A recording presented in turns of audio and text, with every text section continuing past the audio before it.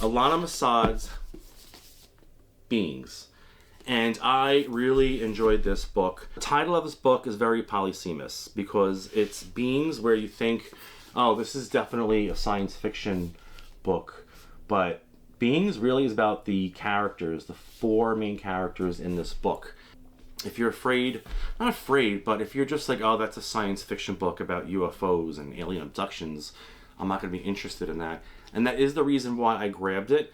But this is definitely litfic with a little bit of science fiction in it.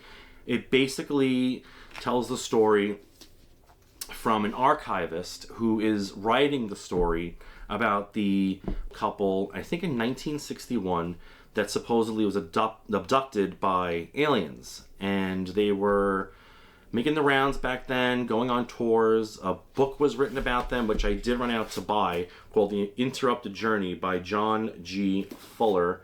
So it's about them, and the main character is an archivist who is a non-binary character. And you never really learn, they actually block out the name when the character's talking to the mother, whether or not they were born female or male, so that's never answered. And they are writing the story about the couple that was abducted. And so you get a fictionalized version of the couple and their story and the anxieties they went through. And you're also getting to read letters archivist is doing research on, and is a young woman who left her hometown to Boston, and she basically fled, and she wound up leaving her hometown and fleeing to Boston.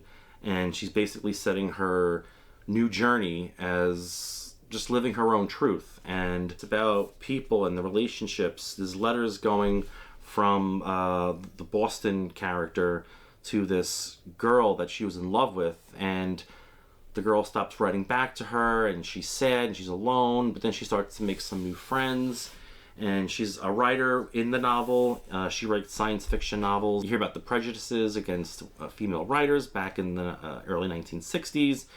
And I just thought it was a great literary fiction novel to read. So don't be dismayed by the cover and the title Being, because this is way beyond a science fiction novel.